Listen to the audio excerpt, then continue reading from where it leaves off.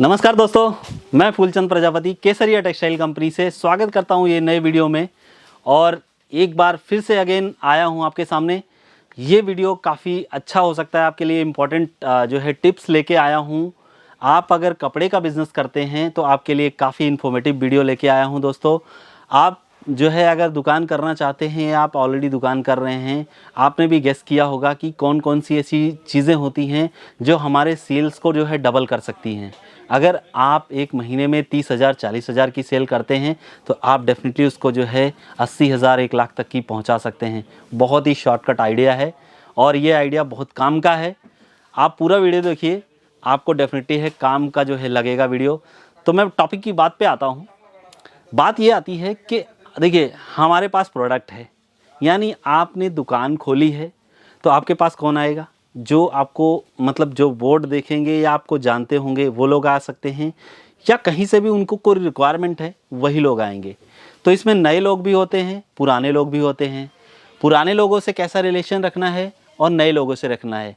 तो दोस्तों आप समझ गए होंगे मेरा टिप्स जो है क्या है। रिलेशन बिल्डअप करना ही मेन इम्पॉर्टेंट बात होती है। विदाउट रिलेशन बिल्डअप किए आप जो है बिज़नेस को कन्वर्ट नहीं कर सकते, कोई भी सेल डेवलप नहीं कर सकते हैं। मतलब आपको हर चीज़ पॉइंट पे वहाँ पे फोकस करना पड़ता है। जैसे कि इसमें क्या क्या चीज़ें होती हैं, कौन कौन सी बातें होती हैं, वो अगर फैक्ट्स आपको आइडिया लग जाता है, मालूम पड़ जाता है, तो आप अपनी सेल्स को डबल कर सकते हैं। बात करता हूँ मैं यहाँ पे कैसे कैसे कर सकते हैं। जैसे मैं आपको यहाँ पे 3 टिप्स शेयर करने वाला हूँ और ये टिप्स रिलेशनशिप बिल्डअप में बहुत ही काम करती हैं और बहुत काम की चीज़ें हैं। मतलब बात ही आती है कि पहला पॉइंट, कैसे कस्टमर, एक नया कस्टमर आपकी दुकान पे अगर एंटर करता है और इंटर करते ही उसको कौन सी चीज़ होती है जो बहुत ज़्यादा अट्रैक्ट करती है? क्या आपके वो कपड़े जो टंगे हुए हैं वो, या आपकी मुस्कान? लास्ट में वही बात आती है। लेकिन बाहर बोर्ड देख के तो वैसा भी आता है, नीड है उसकी इसलिए वो आपके पास आया है।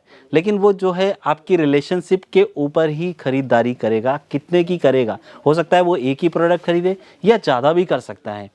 नीड है बट आपका रिलेशनशिप अच्छा बिल्डअप हो गया और उसके बेसिस पे आप उसकी सेल ज़्यादा बढ़ा सकते हैं। तो फर्स्ट पॉइंट ये रहता है, आप किसी भी कस्टमर, चाहे वो नया है या पुराना है, जब भी आपके पास आता है आप उसको एक धीमी सी स्माइल दें और स्माइल के साथ में जो है उसको ग्रीटिंग दें। यानी ग्रीट करें जो भी है, गुड मॉर्निंग, नमस्ते, इस तरीके से आप ग्रीट करें और आप आगे अपने स्टेप्स को बढ़ाएं। तो डेफिनेटली है कि वो आपसे अट्रैक्ट करेगा। ऐसा महसूस करना चाहिए कि वो आपको पहले से जानता है। सेकंड पॉइंट आता है कि कस्टमर को समझना। कोई भी प्रोडक्ट आपको बेचना है, दिखाना है, तो कस्टमर किस नीड पर्पज़ के लिए आया हुआ है उस पॉइंट को समझना बहुत ज़रूरी है। यानी कि कस्टमर जो है आपके पास आया है तो डेफिनेटली है कि कोई ना कोई वो नीड की वजह से आया है। वो आप जो भी प्रोडक्ट बेच रहे हैं, चाहे वो कपड़ा हो या आप कोई ऐसा दूसरा प्रोडक्ट बेच रहे हैं, वो अपनी नीड के अकॉर्डिंग आया है। तो आपको उसकी नीड पूरी करनी है। ज़रूरत समझेंगे तभी पूरी कर पाएंगे। ऐसा नहीं है कि कोई अगर मान के चलिए कपड़ा ख़रीदने आया है और उसको डेली वियर का आइटम आप लेने के लिए वो सोच के आया और आप उसको पार्टी वियर से दिखा रहे हैं, तो आपसे वो चीज़ नहीं संभव हो पाएगी। इसलिए आप सबसे पहले कस्टमर को समझें कि कस्टमर की रिक्वायरमेंट क्या है। उससे पूछ सकते हैं, पूछिए कि आपको क्या क्या चीज़ें दिखानी है, किस पर्पज़ से आप आए हैं, कौन सा ओकेज़न है, यानी कुछ ऐसा मतलब स्पेशल ओकेज़न वगैरह की वजह से आपकी रिक्वायरमेंट क्या है, आप डायरेक्टली उससे पूछ सकते हैं।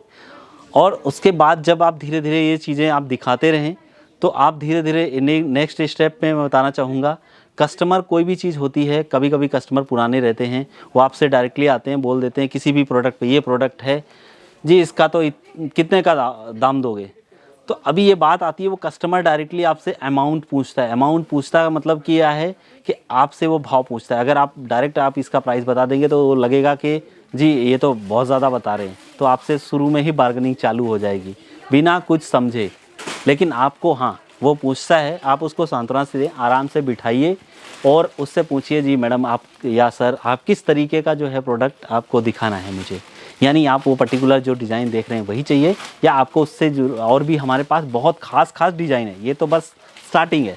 तो जब आप ऐसी बातें बोलेंगे, स्टार्टिंग है, तो उसको मन में ट्रिगर होगा कहते हैं ना कि एक जो लॉ ऑफ अट्रैक्शन होता है वो माइंड में हमेशा कुछ क्यूरियोसिटी डेवलप करता है, यानी मतलब नई नई चीज़ें आपके माइंड में ऐसी डेवलप होंगी तो डेफिनेटली है कि वो आप उस पर जो है उसको क्लियरिटी कर पाएंगे।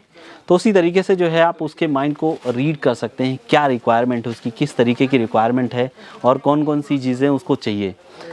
कस्टमर को आप दिखा सकते हैं, प्रोडक्ट दिखा सकते हैं, आप उससे जो है उसके रिगार्ड जो भी आपका रेट होता है, मार्जिन है, वो सब सारी चीज़ें उसको बता सकते हैं डिटेल में।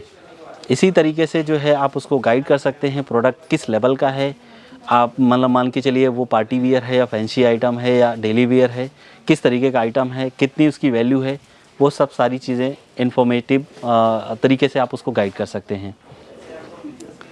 सो इसी तरीके से जो है आप अगर उसको गाइड करते हैं तो डेफिनेटली है कि वो आपके जो है मतलब प्रोडक्ट को समझ पाएगा और उसके ऊपर फिर वो डिस्कशन करेगा, और डिस्कशन करने में ही आप बार्गेनिंग के पॉइंट्स भी आ जाते हैं।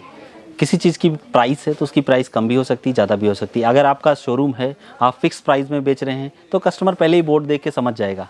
अगर जहाँ पे नहीं है तो वो बार्गेनिंग डेफिनेटली करेगा। कपड़ों के बिज़नेस में लोग करते ही हैं, और आप अगर कपड़े का बिज़नेस करना चाहते हैं जहाँ पे लेडीज़ वियर की बात होती है तो ये मान के चलिए कि हर कोई सोचता है कि चीज़ साड़ी या कुर्ती है, इसमें सब में बहुत ज़्यादा मार्जिन होता है, तो लोग आपसे बार्गेनिंग करेंगे, डेफिनेटली है।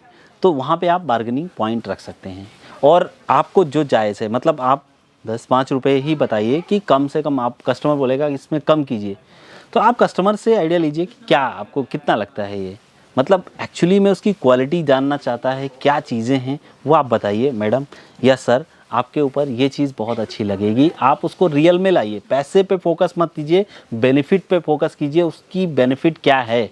मैडम मान के चलिए आप कोई साड़ी बेच रहा है, कोई बंदा, आप साड़ी का दुकान करते हैं और कोई कस्टमर आपके यहाँ साड़ी खरीदने के लिए आया है, तो आप अगर साड़ी दिखा रहे हैं तो उसको बता सकते हैं कि पार्टी वियर फैशन है, यानी पार्टी वियर का जो कलेक्शन मैं दिखा रहा हूँ आपको, ये आप एक अलग ही डिज़ाइन है, यूनिक डिज़ाइन, क्योंकि उसकी चॉइस है और उसकी चॉइस को ही आपको बताना है। ऐसा नहीं है कि आप अपने मन से बोलें, तो वो आप अगर उसकी चॉइस में ही टैली करेंगे तो डेफिनेटली है वो आपको समझ पाएगा और ज़्यादा बार्गेनिंग नहीं करेगा। मतलब आपके प्राइस की वैल्यू होगी, जो आपने प्राइस सेट किया है, मार्जिन अकॉर्डिंगली आप सेट कर सकते हैं। किसी भी प्रोडक्ट में मार्जिन क्या सेट करना है उस पर भी मैंने वीडियो बनाए हुए हैं, वो आप मेरे यूट्यूब चैनल पे जाके देख सकते हैं। केसरिया टेक्सटाइल कंपनी के यूट्यूब चैनल पे आप वहाँ पे जाइए और वहाँ पे हमारा वीडियो देख सकते हैं। आपको काफ़ी इन्फॉर्मेटिव वीडियो वहाँ पे मिल जाएंगे। अभी भी आपके मन में अगर कुछ डाउट है रिलेशनशिप को लेके तो आप एक बार कमेंट कर दीजिए। मुझसे डायरेक्ट रूबरू बात करना चाहते हैं, नीचे जो नंबर्स दिया गया है उस पर आप कॉल कर लीजिए। मैं आपको और भी इससे जो है जुड़ी अगर कुछ भी प्रॉब्लम है आपके लाइफ में, या आप बिज़नेस में कोई प्रॉब्लम आ रही है, कपड़े के बिज़नेस में स्पेशली, तो मैं वो आपको गाइड कर दूंगा। तो आशा करता हूँ वीडियो अच्छा लगा होगा। अगर लगा है तो एक लाइक ज़रूर बनता है दोस्तों, और इसी तरीके से और भी वीडियो में नए वीडियो के साथ, नए कंटेंट के साथ में हाजिर होऊंगा। तब तक के लिए आपका दोस्त फूलचंद प्रजापति विदा लेता हूँ। शुक्रिया, धन्यवाद।